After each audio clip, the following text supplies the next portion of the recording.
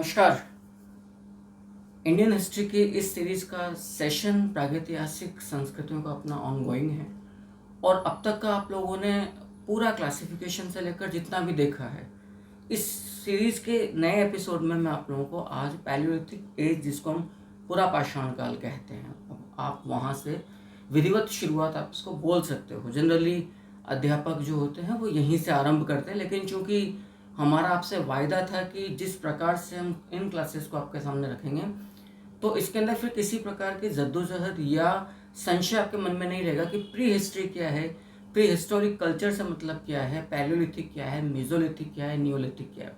सो आइएगा, सबसे पहले जो पहला आरंभिक दौर है इस संपूर्ण अध्याय का, उसी को अपन उठा लेते हैं। तो हमारे सामने जो आता है वो है पूरा पाषाण काल, क्योंकि हम लोगों ने क्लासिफिकेशन में 3 दौर देखे हैं, पैलियोलिथिक, और इस पैलियोलिथिक या पूरा पाषाण काल को भी एडवर्ड लतैर्थ के द्वारा 3 भागों में बांटा गया है, lower Palaeolithic, middle Palaeolithic and upper Palaeolithic. तो आज का जो पूरा सेशन आपके सामने आएगा वो पूरा पाषाण काल का आएगा। उम्मीद करूंगा आप इस वीडियो को, इस क्लास को, इस एपिसोड को पूरा अंत तक देखें और फिर अपना फीडबैक, कमेंट, लाइक, शेयर अवश्य करें।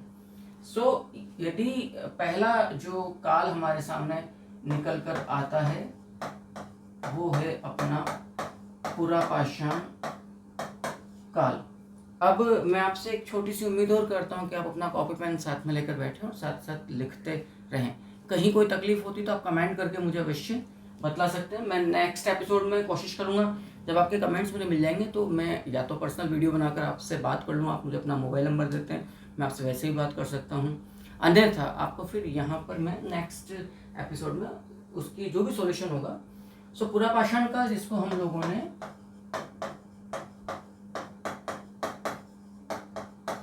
पैलियोलिथिक एज के नाम से भी पुकारा है।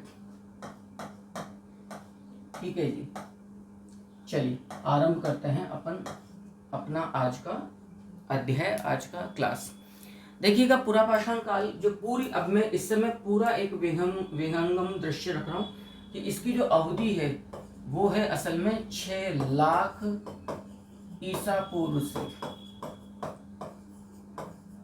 ये जो चर्चा है, ये जो बात है, संपूर्ण पूरा पाषाण काल की हम अभी फिलहाल बात आपके सामने कर रहे हैं। ठीक है जी, तो संपूर्ण पूरा पाषाण 6 लाख ईसा पूर्व से लेकर इसकी जो अवधि जाती है ये जाती है 10,000 ईसा पूर्व तक, क्योंकि इस काल में जो जलवायु थी, जो मौसम थी, वो था अत्यंत नूतन युग, अत्यंत नूतन युग, जिसको आपने याद रखिएगा इंग्लिश में प्लीस्टोसीन के नाम से भी पुकारा है। अत्यंत नूतन युग को हमने प्लीस्टोसीन एरा या एपोक के नाम से पुकारा है। इसीलिए पूरा पाषाण काल का जो अन्य नाम हमारे सामने आता है, ये तो असल में हो गया आपका क्लाइमेट, जिसको आपने प्लीस्टोसीन एरा या एपोक कहा है। अन्य नाम जो आएगा वो कहलाएगा प्लीस्टोसीन संस्कृति। प्लीस्टोसीन संस्कृति कहने की जो वजह है, क्योंकि अभी आप लोग उस चीज को देख रहे हैं कि इसमें जो जलवायु है वो कौन सी है, वो असल में प्लीस्टोसीन है, अत्यंत नूतन युग है। ठीक सर। अब यदि इस काल के बारे में हम कहें, इस संपूर्ण एरा की, पूरा पाषाण काल, इसमें लोअर पैलियोलिथिक भी आ गया, मिडिल पैलियोलिथिक भी आ गया, एवं यहाँ पर अपर पैलियोलिथिक भी आ गया। यदि इसकी हम सांस्कृतिक विशेषताओं की बात करें तो पहली बात तो कि इस काल में हमें स्टोन टूल्स मिलते हैं और ये आखेटक काल है, यानी कि जो आदिम मानव था, जो प्री हिस्टोरिक मानव था, वो शिकार करके अपनी उदर पूर्ति, अपने पेट की क्षुधा को, अपनी भूख को शांत कर रहा है। ठीक है साहब। एक और सबसे महत्वपूर्ण बात है कि यहाँ पर हमें क्योंकि यदि मैं मनुष्य के इस काल के आदिम मानव की क्रिएटिविटी या सृजनात्मकता की बात करूं तो इस काल के मनुष्य या आदिम मानव के द्वारा जो भी होमोनिड यहाँ पर हम लोग देखते हैं, ऑस्ट्रेलोपिथेकस भी है, पिथेकैंथ्रोपस भी है, होमो इरेक्टस भी है, निएंडरथल भी है। तो क्योंकि ये हम पिछले एपिसोड्स में बहुत विस्तार से सारी बातों को देख चुके हैं, तो इन होमोनिड के द्वारा जिन भी शिलाश्रय या जिस भी जगह पर गुफाओं में रहते थे, उनकी भित्तियों पर, उनकी दीवारों पर मनुष्य ने ज्यामितीय चित्रांकन किया है। तो गुहा चित्र या शेल गुहा चित्र भी हमें इस काल से प्राप्त होते हैं, जैसे भीमबेटका और आदमगढ़ से। अब हम पढ़ चुके हैं कि भीमबेटका का जो खोज है वो किया गया डॉक्टर वी.एस. वाकणकर के द्वारा। इसीलिए डॉक्टर वी.एस. वाकणकर को पहचाना गया है father of Indian pre historic, जिसको रॉक पेंटिंग्स के नाम से पुकारा गया है। So father of Indian rock paintings या प्री हिस्टोरिक रॉक पेंटिंग्स, यानी प्रागैतिहासिक भारतीय शैल चित्र का भी इनको जनक कहा गया है। अच्छा, भीमबेटका से एक शानदार चीज हमें यहाँ से और प्राप्त होती है कि एक दीवार जैसी बनावट किसी गुफा से, रायसेन जिला एमपी के अंदर भीमबेटका पाया जा रहा है। वहां से दीवार जैसी बनावट का कोई साक्ष्य मिला है जो गुफा के प्रवेश द्वार पर खड़ी की गई थी। तो ये भी अनुमान पुरातत्वविदों या आर्कियोलॉजिस्ट के द्वारा जतलाया गया यहाँ पर कि संभवतः इस लोअर पैलियोलिथिक या इस पैलियोलिथिक दौर के अंदर मनुष्य ने कृत्रिम आवास या अपनी सुरक्षा के लिए कृत्रिम आवास का निर्माण कर लिया था। घर जैसी बात नहीं, क्योंकि संपूर्ण पाषाण काल में घर जैसी बनावट हमें सबसे पहले मेहरगढ़, जो सबसे बड़ी नव पाषाणिक बस्ती है, मैंने पिछले सेशन में काफी विस्तार से चर्चा करी थी, लेकिन एक कृत्रिम आवास जैसी संभावनाएं हम पाषाण काल से ले सकते हैं। तो यदि मैं इस पूरा पाषाण काल की सांस्कृतिक विशेषताओं की आप लोगों से बात करूं कि यहाँ से आपको कल्चरल क्या क्या फाइंडिंग्स पाई जा रही हैं, तो सांस्कृतिक विशेषताओं में हम यहाँ पर सबसे पहले जो लेंगे वो होगा गुहा चित्रकारी, राइट। दूसरा जो आदिम मानव है वो यहाँ पर आखेटक यानी कि शिकारी समूह है, लेकिन अभी तक वो इस शिकार को संग्रहण करने की स्थिति में नहीं है। और जब हम शिकार की या हंट की बात करते हैं आखेट की, तो जो गुहा चित्र यहाँ से प्राप्त हो रहे हैं इस काल के, इनसे ये बात स्पष्ट होती है कि मनुष्य ने एक तो नीले रंग के पत्थरों को काफी काम में लिया है चित्रकारी के लिए, और इस चित्रकारी को देखकर हमें इनकी आखेटक या शिकार की जो प्रवृत्ति का मालूम चलता है वो ये मालूम चलता है कि ये समूह में शिकार किया करते थे और बड़े पशु का शिकार करना अधिक पसंद करते थे ताकि इनका भोजन लंबे समय तक चल सके। लेकिन चूंकि फर्मेंटेशन की वजह से, किण्वन प्रक्रिया की वजह से जो बड़ा पशु भी होगा वो भी सड़ेगा। लेकिन ठीक है, आप सप्ताह भर के लिए ही सही अपने शिकार से बचकर अपना भोजन तो चला रहे हो।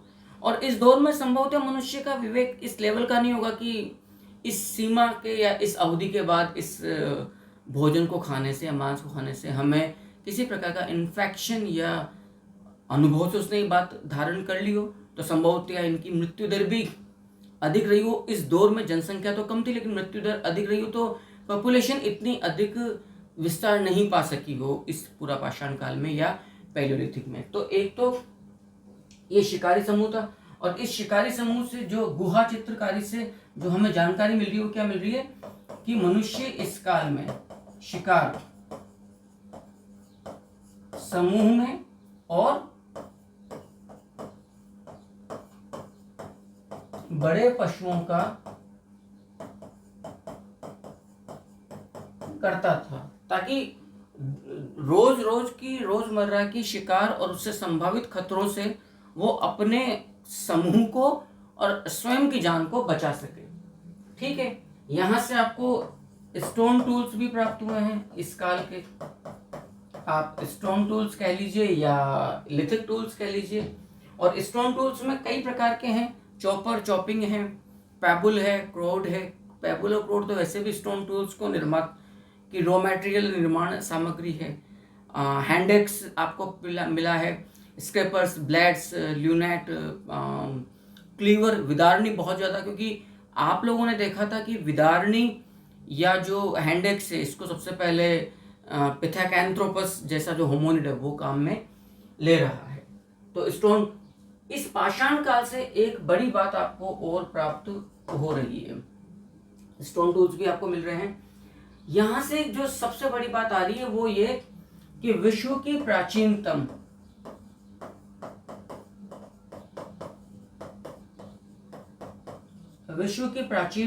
अस्थि निर्मित, यानी कि हड्डियों से निर्मित, अस्थि निर्मित मात्र देवी प्रतिमा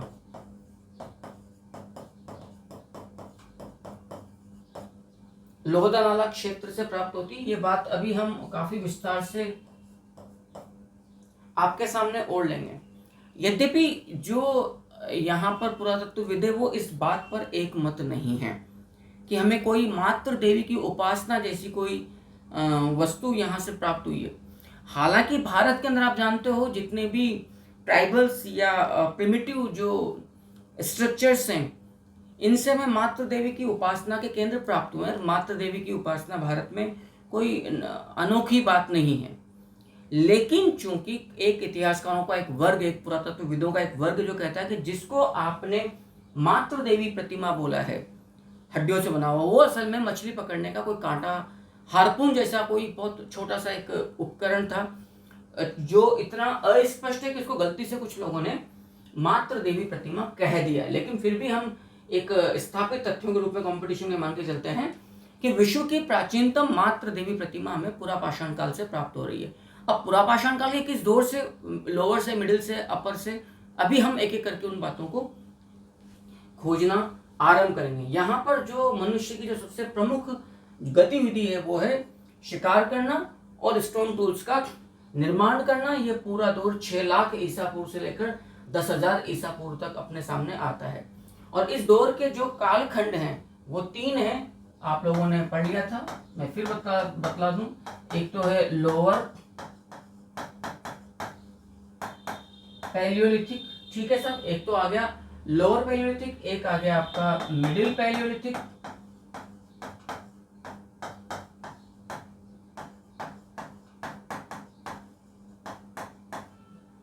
मिडिल पैलियोलिथिक, ठीक है जी। और इसके साथ साथ एक अपने आता है अपर पैलियोलिथिक। ये 3 भाग आप लोगों ने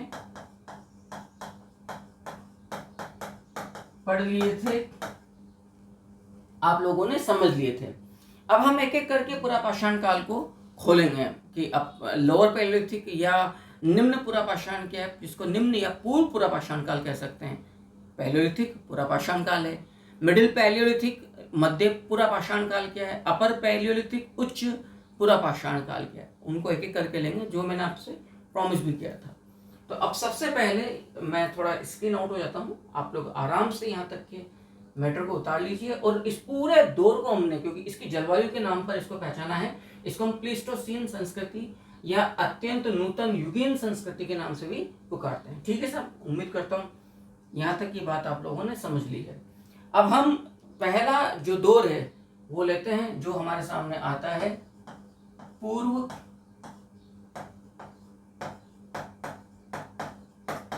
भी कह सकते हैं आप, और आप इसको निम्न भी पुकार सकते हैं, क्योंकि यहाँ पर ये जो पहला जो दौर है ये लोअर पैलियोलिथिक है। तो पूर्व पुरापाषाण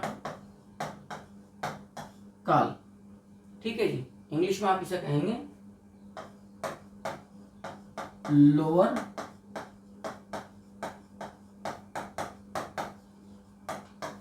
पैलियोलिथिक। लोअर पैलियोलिथिक के नाम से भी इसको जाना जाता है। अब आप इसका एक एक करके जितना भी दौर है, इनका क्या क्या, इनकी अवधि वगैरह, उनको देखते हैं। पूर्व पुरापाषाण काल के अंदर सबसे पहले तो इसकी अवधि आएगी। तो इस दौर की जो अवधि है वो है 6 लाख ईसा पूर्व से, 6 लाख बीसी से लेकर लगभग 1.5 लाख, ये मैं भारतीय संदर्भ में बात कर रहा हूँ कि यदि वर्ल्ड हिस्ट्री की बात की जाएगी तो फिर ये 6 लाख ना होकर 30 लाख पहुंच जाती है, जहां से आपने सबसे पहले लूसी नामक एक मादा कंकाल प्राप्त किया था इथियोपिया से। तो उसी संदर्भ में एक इम्पोर्टेंट नोट अपन यहाँ पे लगा देते हैं, समझ लीजिएगा कि आदिम मानव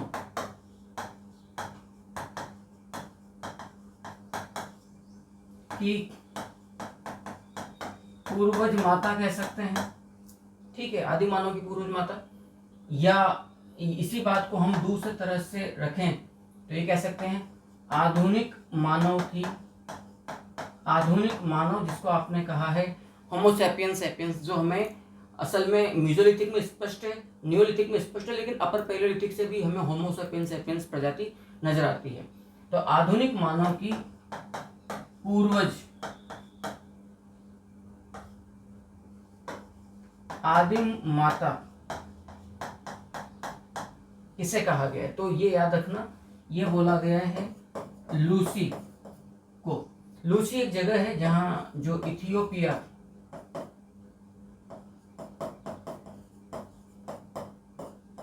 से प्राप्त हो रहा है। यहां पर यह संभवतः 6 वर्षीय आपको एक मादा कंकाल प्राप्त हुआ था, ठीक। और ये लगभग 30 लाख ईसा पूर्व का मादा कंकाल है, क्योंकि संपूर्ण वैश्विक प्रागैतिहासिक इतिहास में इससे पुराना कोई नर कंकाल नहीं मिला। ये मादा कंकाल है, इसलिए इसको माता के नाम से पुकारा गया है। तो ये जो ये अवधि अपने को प्राप्त हो रही है, ये असल में अवधि प्राप्त हो रही है 6 लाख ईसा पूर्व से लेकर 1.5 लाख ईसा पूर्व तक की, ये पूरी की पूरी आपको अवधि है। इसमें आप लोगों ने 2-3 बातें जो पिछली स्लाइड में देखा है, इसको मैं और स्पष्ट कर दूं कि प्राचीनतम लोअर पैलियोलिथिक जो एरा है एलपी, क्लियर, वो है कुलियाना। पिछले सेशन में आपने देख लिया था इस बात को। कुलियाना बुदाबलंगा जो नदी है उड़ीसा में, वहां से प्राप्त हुआ है। तो ये स्थल जो आपको प्राप्त नहीं, प्राचीनतम तो है बोरी जी, याद रखिएगा। प्राचीनतम जो स्थल है वो तो है बोरी, महाराष्ट्र, कुकरी नदी, माफ करना मुझे, बोरी स्थल है। नदी अपने को प्राप्त होती है कुकरी नदी, और ये कहां से प्राप्त होता है, पूरा जो मामला है ये प्राप्त होता है आपको महाराष्ट्र से, ठीक है साहब। और यदि हम बात करें प्रथम उत्खनित, जिसको आप लोअर पैलियोलिथिक साइट कहते हैं एलपी, तो फिर ये प्राप्त होगा बुदाबलंगा नदी, उड़ीसा, कुलियाना।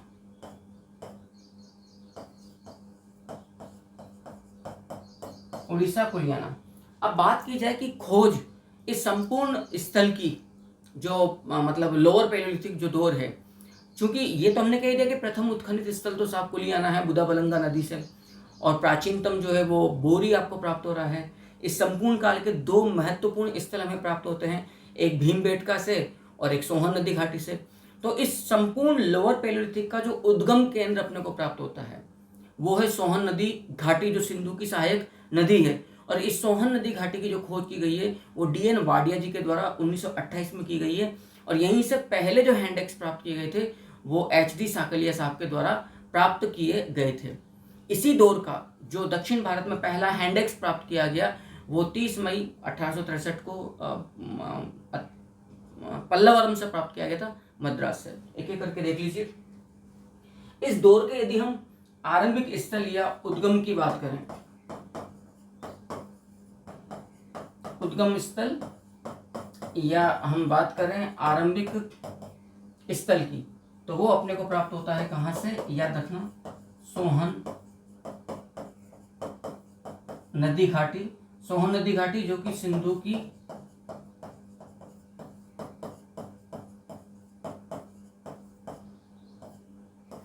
सहायक नदी है और ये वर्तमान पाकिस्तान का हिस्सा है। तो सोहन नदी घाटी से जिसने खोजा वो सज्जन है डॉक्टर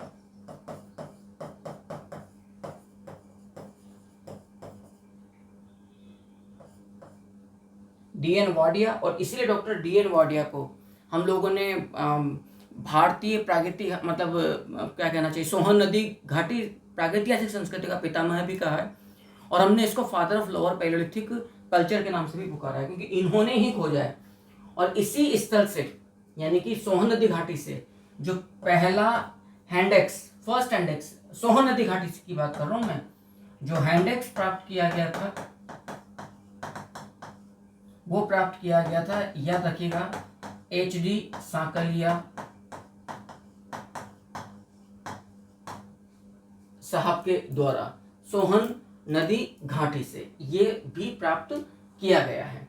ठीक, अब आगे यदि देखा जाए कि ये उद्गम हो गया है, अब यहाँ पर आप भीमबेटका को भी एक प्रकार से ले सकते हैं, लेकिन इस लोअर पैलियोलिथिक काल का जो फर्स्ट हैंडेक्स है, संपूर्ण लोअर पैलियोलिथिक, ये खोज की बात कर रहा हूं मैं कि कहां कहां से क्या क्या खोजा गया है। तो जो प्रथम हस्त कुठार खोजा गया है, अब ये जो प्रथम हस्त कुठार है इसको भी आपको समझना होगा। ये जो प्रथम हस्त कुठार है ये संपूर्ण भारतीय प्रागैतिहास का भी हस्त कुठार है, क्योंकि लोअर पैलियोलिथिक से प्राप्त हो रहा है। तो ये प्राप्त हुआ है 30 मई 1863 ईस्वी को, किसके द्वारा, याद रखिएगा, रॉबर्ट ब्रूस फूट के द्वारा। क्लियर, कहां से प्राप्त किया गया है, तो ये प्राप्त किया गया है पल्लवरम से। और पल्लवरम कहां से है, तो याद रखना पल्लवरम है मद्रास से। मद्रास की कोर्टलायर घाटी से आपको रॉबर्ट ब्रूस फूट जो थे वो GSI के निदेशक थे उस जमाने में, जियोलॉजिकल सर्वे ऑफ इंडिया, यानी कि भारतीय भूगर्भ जो विभाग होता है उसके ये महानिदेशक थे।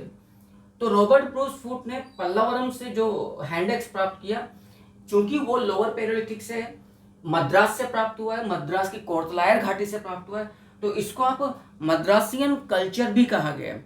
और इसीलिए ये बात भी याद रखना कि जो लोअर पैलियोलिथिक जो पीरियड है, इसका जो प्रधान प्रायर जो स्टोन टूल है वो हैंडेक्स है, हस्त कुठार है, और एशुलियन प्रकार का है। असल में उस जमाने में हस्त कुठार की निर्माण तकनीकियां दो प्रकार की थी, एबी वैली और एशुलियन। एशुलियन जो टाइप था it was more modified and updated method, वो ज़्यादा परिष्कृत तरीका था। इसमें हस्त कुठार अधिक धारदार, छोटे हाथ में छोटे और ज़्यादा समझ लीजिए परिष्कृत थे, मॉडिफाइड थे। एबी वैली जो हस्त कुठार थे वो अनगढ़ से थे, बड़े थे, भारी थे और बेडोल से थे, बेढंगे से थे। ठीक है, तो ये एशुलियन टाइप का हस्त कुठार है, और जिस पत्थर से निर्मित हुआ है वो क्वार्ट्जाइट, चमकीला पत्थर। इसीलिए आदिम मानव को आपने चमकीला पत्थर मानव भी पुकारा है, क्वार्ट्जाइट मैन भी पुकारा है। और इस बात से ये बात भी सिद्ध होता है कि लोअर पैलियोलिथिक के अंदर जो रॉ मटेरियल काम में लिया गया स्टोन टूल्स के निर्माण हेतु, उनमें क्वार्ट्जाइट, चर्ट, जैस्पर, फ्लिंट जैसे पत्थर है, लेकिन क्वार्ट्जाइट का, उस चमकीले पत्थर का ज़्यादा काम में लिया गया है। आई थिंक चूंकि इस बात पर काफ़ी मैं विस्तार से अब तक चर्चा कर चुका था, तो मैं समझता हूँ कि आपको बहुत दिक्कत वाली बात नहीं है। ठीक है साहब, तो इस बात को यूँ समझ लीजिएगा कि यहाँ से इसको आपने इसी पूरा पाषाण काल को अन्य नाम के लिए बात करेंगे तो सोहन कल्चर के नाम से भी जाना जाएगा। ठीक, सोहन कल्चर के नाम से भी जाना जाएगा, और इसको मद्रासियन कल्चर के नाम से भी जाना जाएगा। 1935 में डी टेरा और पीटरसन ने, एक यूनिवर्सिटी है अमेरिका की येल कैम्ब्रिज, तो येल कैम्ब्रिज के उस यूनिवर्सिटी के पुरातत्व विभाग के अधीन डी टेरा और पीटरसन ने 1935 में पोतवार पठार, वर्तमान पाकिस्तान के अंदर ही कश्मीर से लेकर सॉल्ट रेंज तक का ये शिवालिक पहाड़ियाँ हैं, तो उन शिवालिक पहाड़ियों का इन्होंने सर्वेक्षण किया था। और पोतवार पठार के अंदर बोल्डर कॉन्ग्लोमरेट जो पिछले सेशन में आपने विस्तार से देखा कि ये नदियों के किनारे पर डिपोजिशंस थे, निक्षेप जो जमा हो जाते थे, बाढ़ युक्त नदियों में जो गोल मटोल जो पत्थर आकर जमा हो जाते हैं, जिनके गोल मटोल पत्थर को आप बोल्डर कहते हैं, उन गोल मटोल पत्थरों के जमाव का कॉन्ग्लोमरेट के नाम से पुकारते हैं। तो वहाँ, क्योंकि इनका प्रयोग आदिम मानव ने पेबुल और क्रोड के निर्माण के लिए किया, एक पत्थर को चोट करने के लिए बनाया, और जिस पत्थर पर चोट करके फ्लैक्स या शल्क उतारे जाएंगे, तो डी टेरा पीटरसन ने भी काफ़ी बड़ी खोज की थी, उसको भी आप लोग विस्तार से देखिए। लेकिन फिलहाल मैं यहाँ से थोड़ा सा स्क्रीन आउट होता हूँ और इस सारे मैटर को आप लोग उतार लीजिए। ठीक है, फिर अपन अपनी बात को थोड़ा सा और आगे बढ़ाते हैं। यहीं पे लिख लेते हैं कि 1935 में जब खोज की बात चल रही है, 1928 में तो सोहन नदी घाटी से डीएन वाडिया ने प्राप्त किया, लेकिन 1935 में डी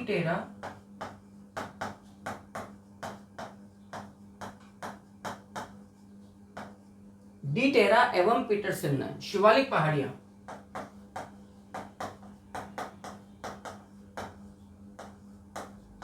अब असल में शिवालिक पहाड़ियां भी वर्तमान पाकिस्तान में ही पड़ती हैं और ये कोतवार पठार है। ठीक है सर।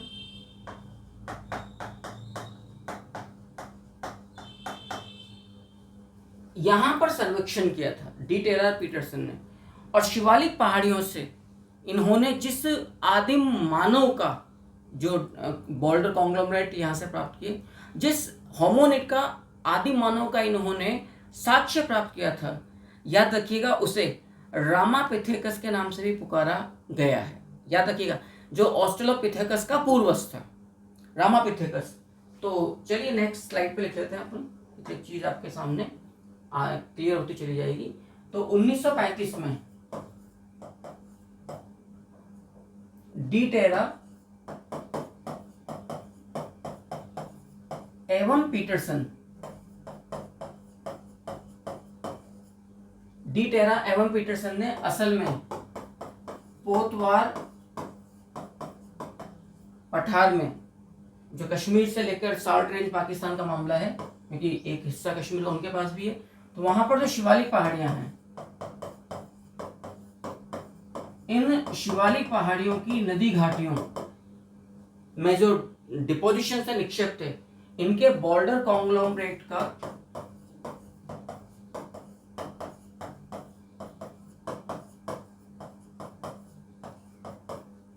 का सर्वेक्षण किया था,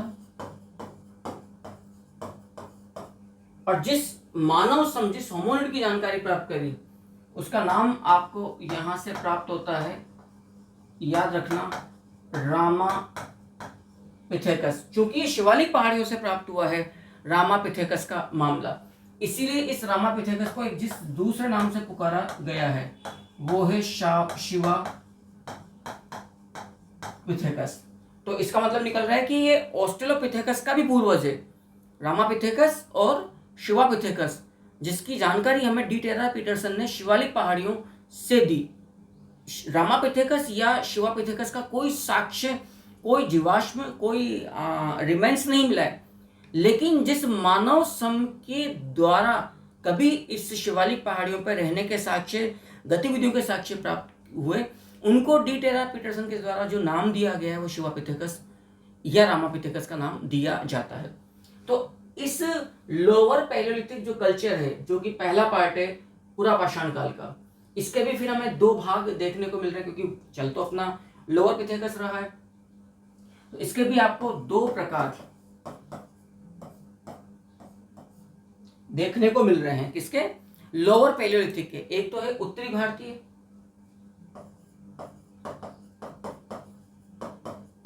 पिछले सेशन में मैंने काफी चर्चा करी थी, नॉर्थ इंडिया की। अब उत्तरी भारतीय जो निम्न पुरा पाषाण जो संस्कृति है वो कहलाएगी सोहन,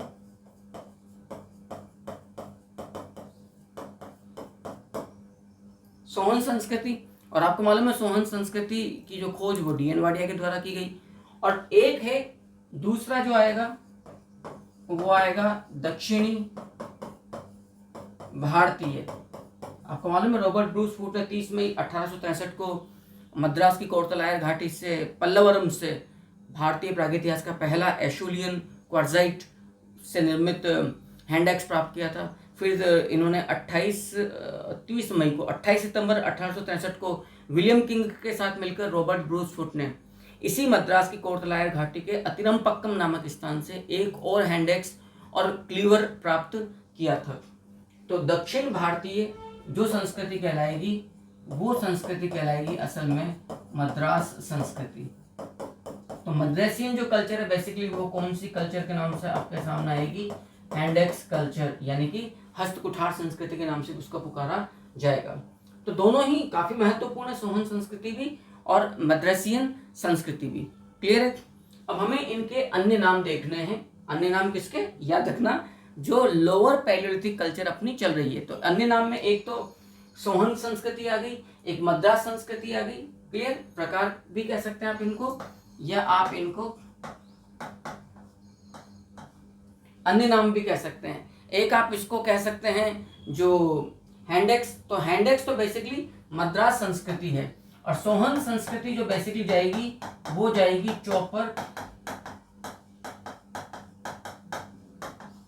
चॉपिंग कल्चर के नाम से। गंडासा और खंडक, हिंदी में यदि मैं लिखूं चॉपर और चॉपिंग को, तो आप लोग कहेंगे गंडासा एवं खंडक। तो चीरना फाड़ने के लिए जो उपकरण काम में लिए जाते हैं, क्योंकि इस तरह के चॉपर चॉपिंग ज्यादातर सोहन संस्कृति से प्राप्त हुए और हैंडेक्स ज्यादा मद्रास संस्कृति से प्राप्त हुए। ये हैंडेक्स जो प्राप्त हुआ, मैं दोबारा बोल देता हूं, ये किस पत्थर से निर्मित है, तो आपको मालूम है ये क्वार्ट्जाइट से निर्मित है। और ये किस प्रकार का है, तो भी आपको मालूम है कि ये एशुलियन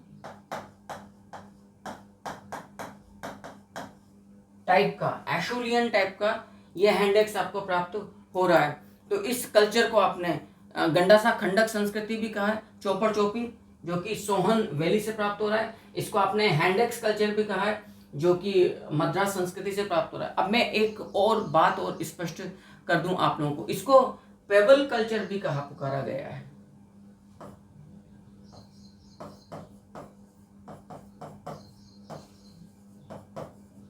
अभी पेबल क्या है, हाँ पिछले सेशन में आपने देख लिया था, लेकिन मैं आपको अभी और कंफर्म कर देता हूं, यानी कि इसको बटिकाश्म संस्कृति भी पुकारा गया है। देखिएगा पिछले सेशन में आप लोगों ने देखा था कि मनुष्य नदियों के किनारे पर पाया गया, जहाँ पे बोल्डर, नदियों के किनारे किनारे जहाँ पर वो गोल मटोल पत्थरों का जमाव, जिसको आप बोल्डर कॉन्ग्लोमरेट कहते हैं, वो जमाव ज्यादा पाया गया। तो मनुष्य ने जिन गोल मटोल पत्थरों को अपने दाहिने हाथ में लेकर बाएं हाथ पर के जिस पत्थर पे, एक प्रतीकात्मक तौर पर बात कर रहा हूँ मैं, आप जरूरी कि लेफ्ट हैंडी नहीं हो सकता, तो जिस पत्थर को आपने हथौड़े के रूप में काम में लिया चोट करके शल्क उतारने के लिए, उस पत्थर को कहा जाता है बटिकाश्म या पेबल। बटिकाश्म या पेबल वो गोल मटोल पत्थर है जिसको एक हाथ में लेकर उठाकर आप हथौड़े की तरह चोट करने के लिए काम में लेते हैं। और बटिकाश्म पत्थर जिस पत्थर पर चोट करता है, चोट पहुंचाने वाला पत्थर अलग हो गया, और जिस पर चोट की जा रही वो पत्थर अलग हो गया।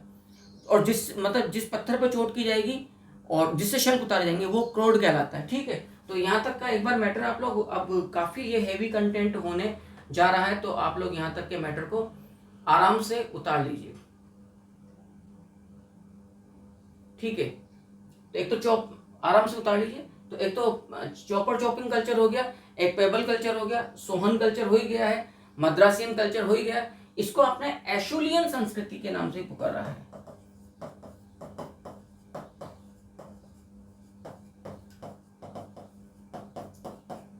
अब फिर वही वाली बात आती है कि साहब आपने इसको एशुलियन संस्कृति से क्यों पुकारा है। तो एशुलियन संस्कृति से पुकारने की वजह जो है वो बिल्कुल स्पष्ट है। वो वजह ये है कि भाई यहाँ पर जिस प्रकार के हैंडेक्स प्राप्त हुए हैं वो मद्रासियन कल्चर में किस प्रकार के प्राप्त हुए हैं, वो एशुलियन टाइप के प्राप्त हुए हैं। ठीक, अब यदि बात की जाए कि लोअर पैलियोलिथिक के अंदर किस प्रकार का होमोनिड हमें देखने को मिलता है।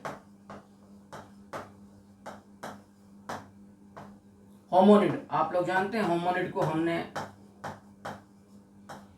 किस नाम से पुकारा है। होमोनिड को आपने पुकारा है मानव सम, यानी कि जो सबसे पहला मतलब जो आधुनिक क्या कहना चाहिए प्रजाति है, वो तो होमो सेपियंस है। इस काल में मनुष्य से मिलता जुलता जो प्राणी है वो मानव सम कहला रहा है। Hominid like human being, equal to human being, वैसा नहीं लेकिन उससे मिलता जुलता, उसकी तरह थोड़ा झुककर चलने वाला, या सीधा तो नहीं लेकिन सेमी इरेक्ट तो आपको होमो इरेक्टस के रूप में दिख ही रहा है।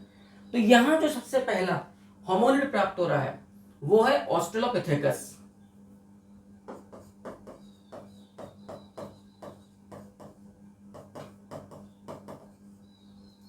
ऑस्ट्रेलोपिथेकस।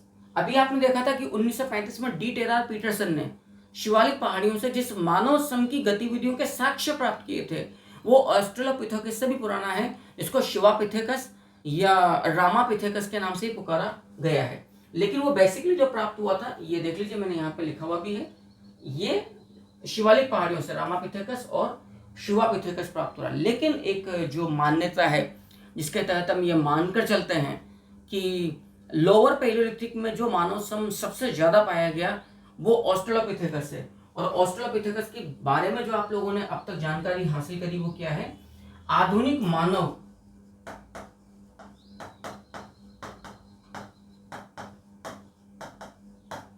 का आदि पूर्वज मानव, आधुनिक मानव होमोसेपियंस सेपियंस का आदि पूर्वज मानव सम, होमोनिड भी पुकारा गया है किसे, ऑस्ट्रेलोपिथेकस को। और आधुनिक मानव की आदिम माता, पूर्वज माता लूसी को बोला गया। क्लियर है। और इस ऑस्ट्रेलोपिथेकस के बारे में जो बात और निकल के आती है वो ये निकल के आती है कि घास के मैदान का प्रथम अनुकूलित मानव सम था। लिख लेते हैं ताकि जब आप नोट्स लिखे तो प्रॉपर नोट्स आपके प्राप्त होते चले जाएं।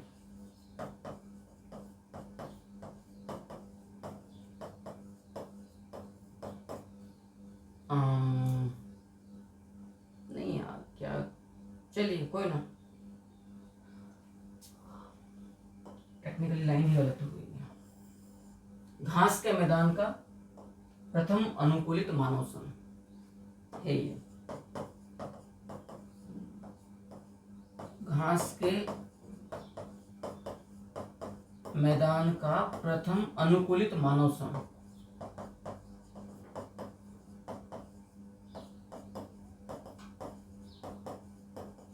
मानव सम से हम क्या आशय निकाल रहे हैं, मानव सम से जो आशय हम निकाल रहे हैं वो आशय है हमारे सामने, याद रखिएगा, होमोनिड, यानी कि मानव का मिलता जुलता जो एक प्राणी आपको प्राप्त हो रहा है उस चीज को हम यहाँ पर देख रहे हैं। तो घास के मैदान का ये पहला अनुकूलित मानव सम भी कहा गया है किससे, ऑस्ट्रेलोपिथेकस को। ठीक है।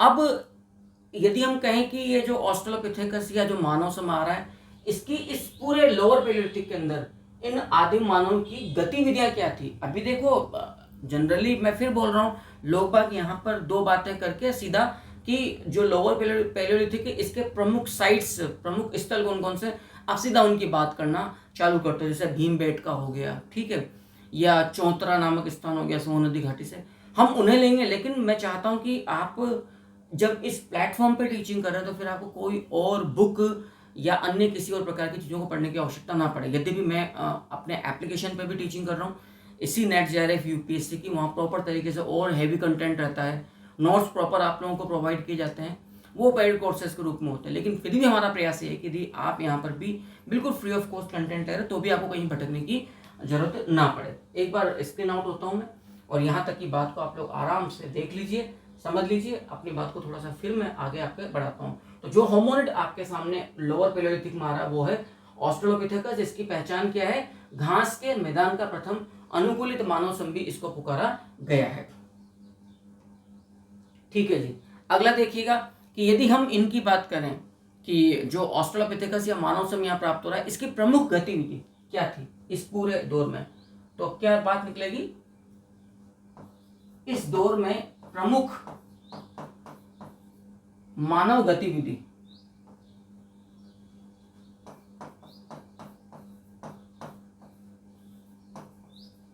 प्रमुख मानव गतिविधि किस रूप में हमारे सामने आएगी, तो इस दौर की जो प्रमुख मानव गतिविधि है वो है आखेट, ठीक है जी, आखेट एवं शिकार संग्रह।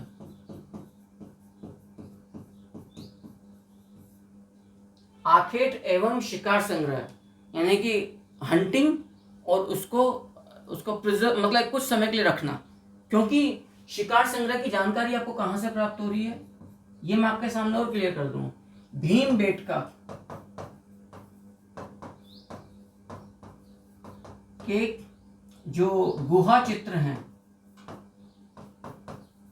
गुहा चित्र से आपको क्या जानकारी प्राप्त हो रही है कि बड़े पशुओं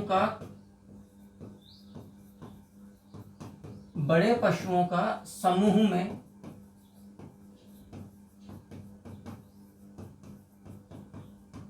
शिकार किस तरह का, क्योंकि समूह में है तो सामूहिक शिकार, तो समूह में शिकार किया जाना, ये भीमबेटका की जो गुहा चित्रकारी है उससे हमें जानकारी प्राप्त हो रही है।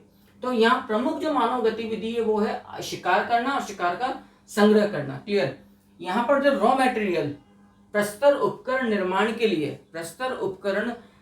के लिए जो पत्थर यहाँ पर काम में लिया जा रहा है, जो कच्चा माल काम में लिया जा रहा है, देख लीजिएगा। प्रस्तर उपकरण निर्माण हेतु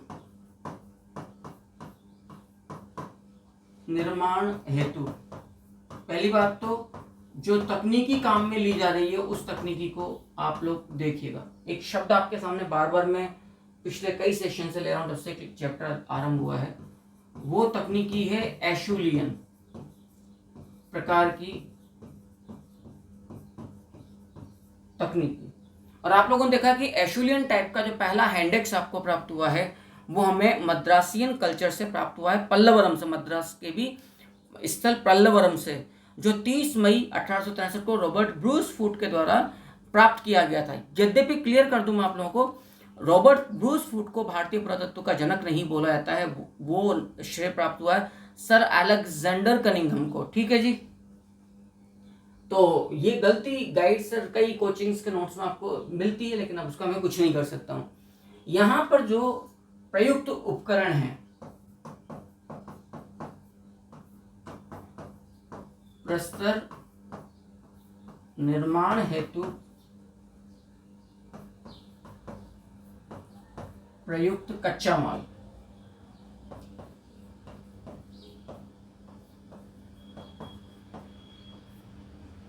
प्रस्तर निर्माण हेतु प्रयुक्त कच्चा माल, यहाँ पर आपको क्या क्या प्राप्त हो रहा है आप लोग देख चुके हैं। एक तो है बलुआ पत्थर हो सकता है, लैटराइट हो सकता है, चैल्सिडनी हो सकता है, और क्वार्टजाइट। क्वार्टजाइट जो है वो यहाँ पर मेन रॉ मटेरियल है, जिसका आपने पहला हैंडेक्स कहाँ से प्राप्त किया था, पल्लवरम से, रॉबर्ट ब्रूस फूट के द्वारा। तो प्रस्तर निर्माण हेतु जो कच्चा माल यहाँ पर काम में लिया जा रहा है, इस कच्चे माल में एक तो है कौन सा पत्थर, क्वार्टजाइट पत्थर, इसलिए तो इसको क्वार्टजाइट को जिसको चमकीला पत्थर भी कहा गया है। ठीक है। और इसीलिए इस काल के आदि मानव को, प्रागैतिहासिक मानव को आपने क्वार्टजाइट मैन के नाम से पुकारा है। तो क्वार्टजाइट हो गया, लैटराइट हो गया, चैल्सिडनी हो गया, और बलुआ पत्थर भी यहाँ पर हमें कई जगह पर जो चूना पत्थर होता है आपको काम में आता दिख रहा है। तो चैल्सिडनी हो गया, लैटराइट हो गया, क्वार्टजाइट हो गया है। और प्रस्तर जो उपकरण है उसके बारे में मुझे यहाँ पर कुछ भी कहने की विशेष आवश्यकता नहीं है कि किस किस तरह के प्रस्तर उपकरण स्टोन टूल्स हमें देखने को मिल रहे हैं। हैंडेक्स भी है और चॉपर चॉपिंग भी है। क्लियर। तो जो उपकरण यहाँ पर ज्यादा प्रधान दिख रहे हैं, स्टोन टूल्स, आपको एक तो है आपको गंडासा खंडक, इसको इंग्लिश में आप कहते हैं गंडासा खंडक को चॉपर चॉपिंग, अर्थात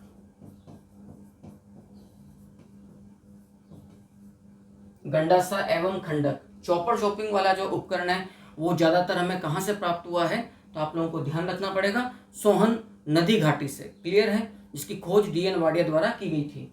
और जो हैंडेक्स है,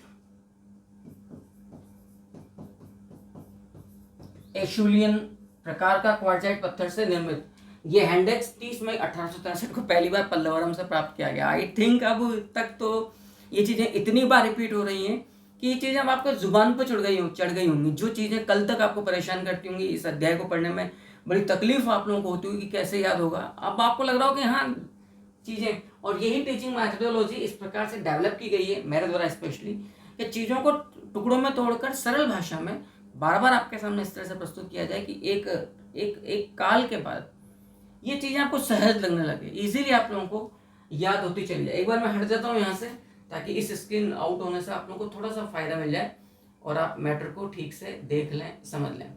ठीक, अब जो बात फिर एक और निकल कर आती है कि यहाँ से उपकरण किस प्रकार के हैं, तो वो तो मैंने बता दिया, एशुलियन टाइप के उपकरण हैं।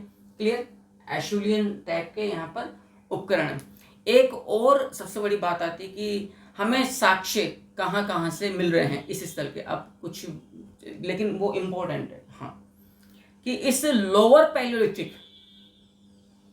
पैलियोलिथिक कल्चर के जो साक्ष्य हैं, ये साक्ष्य हमें कहाँ कहाँ से प्राप्त हो रहे हैं, ये बड़ा इम्पोर्टेंट है। एविडेंसेस आई थिंक इस स्लाइड पर आ जाएगा, लिख लेते हैं अपन। तो पुरातात्विक साक्ष्य,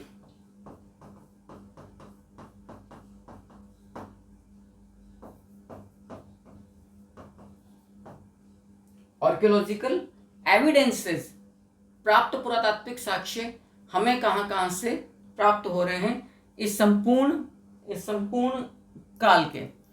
अब एक बड़ा ही रहस्य है। देखो, रहस्यों की संभावनाओं वाला अपार भंडार है प्रागैतिहास, जहां पर हम अनुमान भी लगा सकते हैं। अब जनरली भारतीय प्रागैतिहास का आरंभ हम 5 या 6 लाख वर्ष पूर्व से मानते हैं, क्योंकि हमें मानव गतिविधियों के स्पष्ट साक्ष्य इतने पुराने दौर से ही मिल रहे हैं। लेकिन एक बड़ा आश्चर्य है, एक बड़ा ही रहस्य, या जो आपको प्राप्तियां हुई हैं उपकरणों की या अन्य प्रकार की चीजों की, वो चीजें संदेह गहराती हैं। कैसे? आप लोगों ने भी देखा था कि डी टेरर पीटरसन ने 1935 में पोतवार पठार की शिवालिक पहाड़ियों में सर्वेक्षण किया था, येल कैम्ब्रिज यूनिवर्सिटी के तत्वाधान में। शिवालिक पहाड़ियों से जो आपको स्टोन टूल्स प्राप्त हो रहे हैं अनगढ़ से, वो लगभग 25 लाख वर्ष पूर्व जाकर टिकते हैं। ये उतना ही पुराना दौर है जितना पुराना वैश्विक प्रागैतिहास में हमें नजर आता है, क्योंकि 30 लाख वर्ष पूर्व का एक सबसे प्राचीनतम जो फीमेल स्केलेटन मादा कंकाल हमने देखा, लूसी, इथियोपिया के लूसी नामक स्थान से 6 वर्षीय किसी बालिका का मिल रहा है, और इसीलिए उस लूसी को आधुनिक मानव की पूर्वज आदिम माता भी पुकारा जाता है। उतना ही पुराने शिवालिक पहाड़ियों से डी टेरर पीटरसन को 25 लाख वर्ष पूर्व के प्रस्तर उपकरण आपको प्राप्त हो रहे हैं। और प्रथम जो उत्खनित स्थल था वो तो आप लोग जानते हैं कि वो तो कुलियाना, और सबसे प्राचीनतम जो लोअर पैलियोलिथिक जो स्थल आपको मिला वो कुकड़ी नदी बोरी से, बोरी जो स्थल है महाराष्ट्र का, यहां से 14 लाख वर्ष पूर्व के प्रस्तर उपकरण प्राप्त हुए हैं। लेकिन ये ज्यादा एविडेंट हैं, बोरी से जो उपकरण प्राप्त हुए हैं। शिवालिक पहाड़ियों से जो टूल्स प्राप्त हुए हैं, ये एक तरह से जिसे कहते हैं ना कि कंफर्म नहीं है कि हाँ, मतलब इसलिए कंफर्म नहीं है, एक तो है कि ये कृत्रिम तौर पर निर्मित है, एक होता है कि संभवतः या मौसम की रगड़ में आके नदियों में घिसते हुए या प्राकृतिक तौर पर बन गए हैं। कई होता है नेचुरली भी इस तरह की चीजें उत्पन्न हो जाती है, जिनको देख के कई बार लगता है कि ये शिव जी जैसा या गणेश जी जैसी कोई आकृति किसी पौधे में या फल में उग गई है। बोरी से वो चीज कंफर्म होती है। और रॉबर्ट ब्रूस फूट ने 30 मई 1863 को पहला हैंडेक्स प्राप्त किया पल्लवरम से। फिर एच.डी. सांकलिया ने सोहनदी घाटी से भी एक हैंडेक्स प्राप्त किया है। फिर 28 सितंबर को विलियम किंग और रॉबर्ट ब्रूस फूट ने फिर एक क्लीवर और हैंडेक्स प्राप्त किया है। क्लियर? लेकिन अभी तक जितनी भी ये चीजें मैंने आपके सामने रखी है पुरातात्विक साक्ष्यों की, किसी मानव श्रम का कोई साक्ष्य आपको प्राप्त नहीं हो रहा, किसी मानव या मानव से मिलते जुलते प्राणी का कोई साक्ष्य प्राप्त नहीं हो रहा है। पहली बार 1982 ईस्वी में मध्य प्रदेश की नर्मदा नदी घाटी में कोई एक जिला है होशंगाबाद, उसमें एक कस्बा है, गांव है हथनोरा। तो अरुण सोनकिया ने यहां से एक मानव खोपड़ी प्राप्त करी है। समझ रहे हैं आप? तो पहली जो मानव जीवाश्म या मानव खोपड़ी प्राप्त हो रही है वो 1982 में हथनोरा से अरुण सोनकिया साहब को प्राप्त हो रही है। और गुहा शैल चित्र, ये तो स्पष्ट साक्ष्य हैं कि यहाँ मनुष्य रहा होगा। इसके चित्र वो भी मध्य प्रदेश के भीमबेटका से आपको प्राप्त हो रहे हैं। तो अभी जो नर्मदा नदी घाटी से नर्मदा नदी घाटी से जो आपको मानव किसी सम की खोपड़ी प्राप्त हुई है, क्लियर है। महादेव पिपरिया एक और पुरातत्वविद हैं, क्योंकि महादेव पिपरिया ने नर्मदा नदी घाटी से पेबुल उपकरण भी प्राप्त किए। पेबुल जिसको हमने कहा बटिकाश्म बॉर्डर कॉन्ग्लोमरेट के अंदर वो गोल मटोल पत्थर जिसके द्वारा चोट की जाएगी उसे बटिकाश्म या पेबुल टूल कहा जाता है।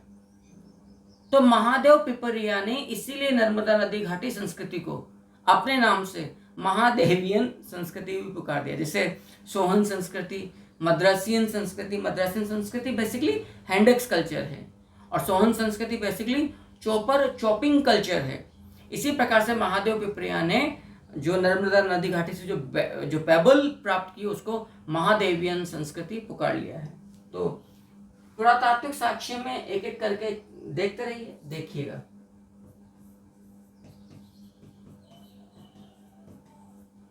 यदि मैं शिवालिक पहाड़ियों की बात करूं तो शिवालिक पहाड़ियों से 1935 में डी टेरा एवं पीटरसन के द्वारा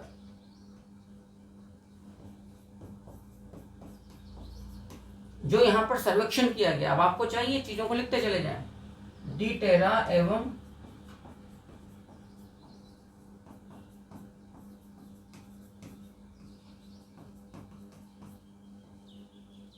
पीटरसन द्वारा जो सर्वेक्षण किया गया उससे याद रखना 25 lakh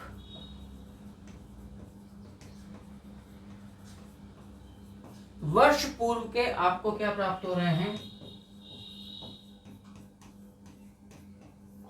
stone tools, but not confirm कि ये आर्टिफिशियल निर्मित या नेचुरली है। एक बात तो आपके सामने ये निकल कर आ गई। दूसरी बात मैं रखूं बोरी से, बोरी जो महाराष्ट्रियन साइट है, कोगड़ी नदी किनारे प्राप्त हुई। यहां से आपको 14 लाख वर्ष पूर्व के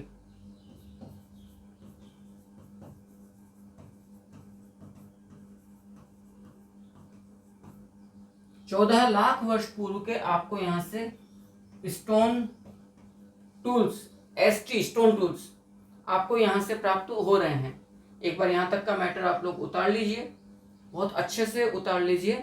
इसके बाद फिर मैं आपके सामने और चीजें रखता हूं। पॉज करके आराम से वीडियो को आप लोग देख सकते हैं। तीसरा जो आपको प्राप्त हो रहा है, आपको गुहा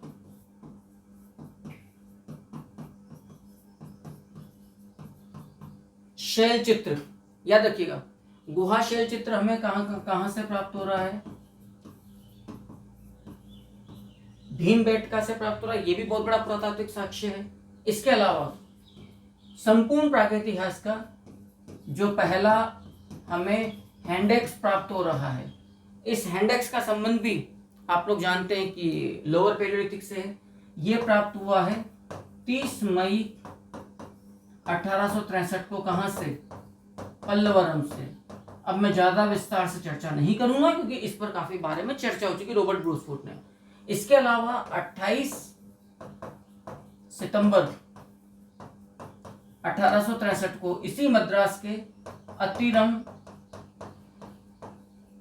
पक्कम नामक स्थल से आपको क्लीवर और हैंडेक्स प्राप्त हुआ है। फिर हम बात करें पांचवा, एमपी में ही हथनोरा से, एमपी जो नर्मदा नदी घाटी, नर्मदा नदी घाटी जिला होशंगाबाद, होशंगाबाद जिला एमपी। ठीक है जी। इस एमपी से हथनोरा से 1982 ईस्वी में अरुण सोनकिया ने कोई खोपड़ी प्राप्त करी है। 1982 ईस्वी में जो पुरातत्वविद हैं अरुण सोनकिया, तो अरुण सोनकिया के द्वारा, याद रखिएगा, एक मानव खोपड़ी, मानव तो नहीं, मानव सम जिसको हम कहते हैं होमोनिड, ठीक है, एक स्कल खोपड़ी प्राप्त की है, इसको नर्मदेन सिस भी पुकारा गया, नर्मदा नदी से, नदी घाटी से, इसलिए उसको नाम दिया गया। यहीं से, इसी नर्मदा नदी घाटी से महादेव पिपरिया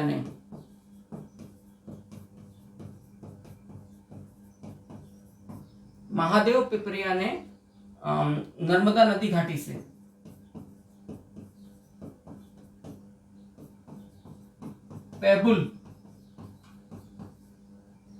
पेबुल उपकरण प्राप्त किए, जिसको आप कहते हैं बटिकाश्म।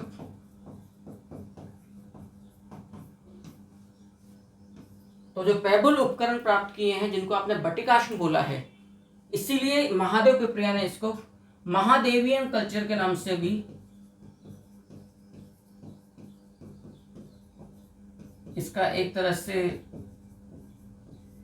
याद रखिएगा, नामकरण कर दिया है, महादेवियन संस्कृति भी इसको पुकारा। तो ये पूरे के पूरे आर्कियोलॉजिकल एविडेंसेस हैं which is associated and linked with the lower Palaeolithic culture. Clear?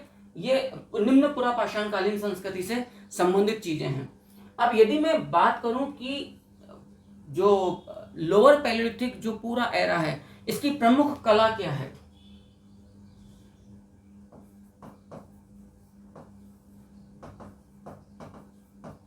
तो इसकी प्रमुख कला है रॉक पेंटिंग्स, रॉक या हम कहेंगे केव्स पेंटिंग्स।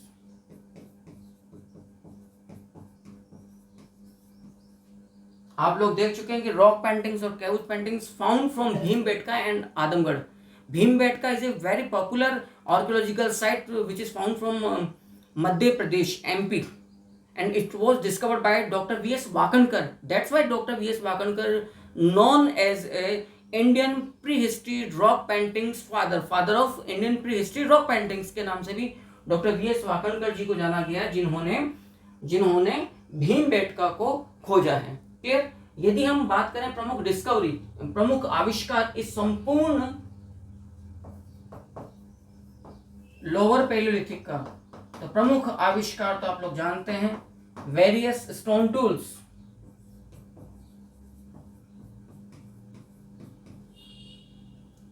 प्रमुख विभिन्न उपकरण निर्माण ही इस संपूर्ण दौर का, यानी कि लोअर पैलियोलिथिक का ये एक प्रकार का प्रमुख आविष्कार था। और इनका जो प्रधान उपकरण है,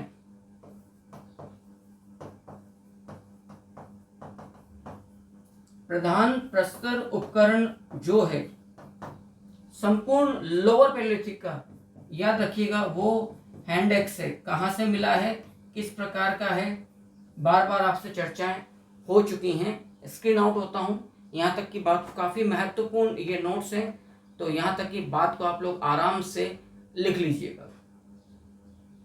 ठीक है साहब, आई थिंक यहां तक की बात आप लोगों ने भी अच्छे से समझ ली है। सो ये प्रस्तर उपकरण है।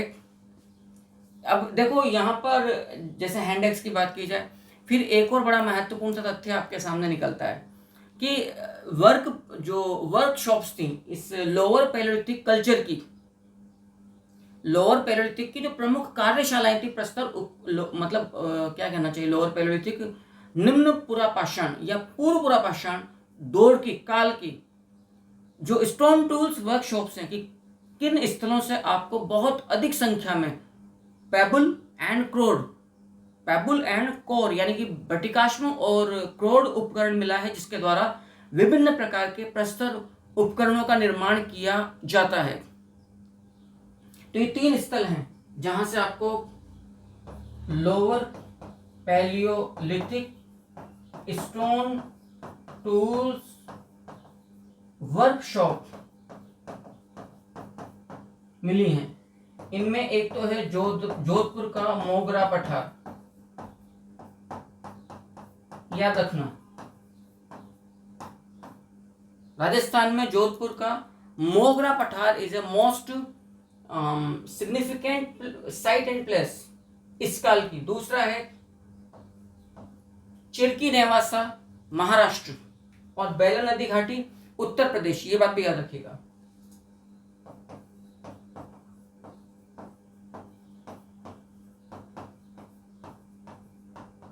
बेलन नदी घाटी यूपी के अंदर। और तीसरा आप लोग कहेंगे चिरकी नेवासा।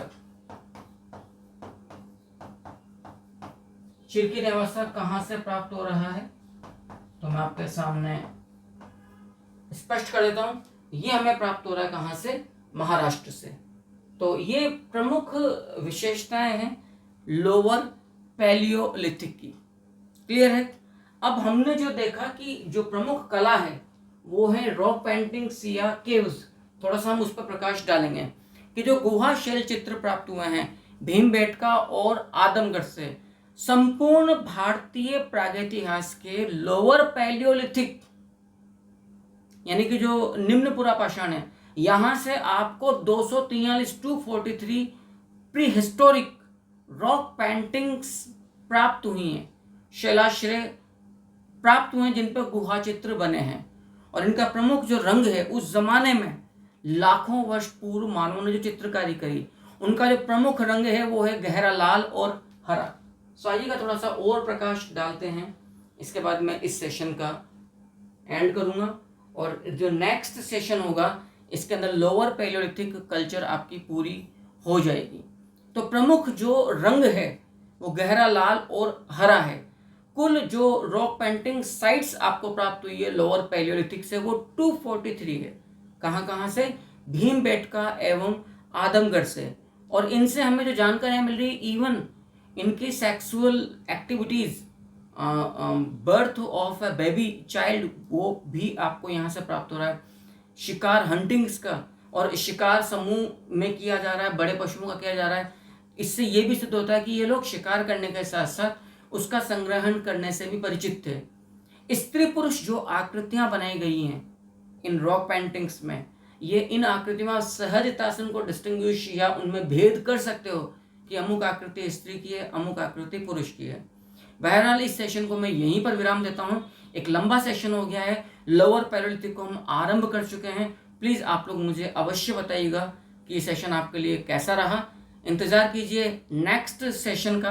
तब तक पढ़िए, कमेंट करिए, अपने साथियों को जोड़िए और अधिक से अधिक इसका लाभ उठाने का प्रयास करिए। नमस्कार।